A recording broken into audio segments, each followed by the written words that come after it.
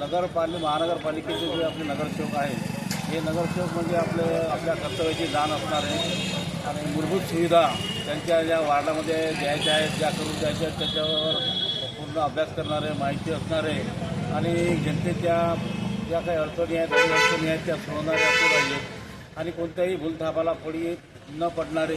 आणि कसं आहे की मतं काही समजा गैरमार्गाने घेणारे किंवा निवडून येणारे असे नको, कारण की जे ओरिजिनल काम करणारे लोक असतात त्यांना बाकीच्या कोणत्याच गोष्टीची भांडवल करायचं काम पडत नाही. ते चांगल्या तऱ्हेने निवडून येतात, चांगलं कामसुद्धा करतात, परंतु काही थोड्या लोकांमुळे चांगलं काम करण्याची सुद्धा बदनामी होते.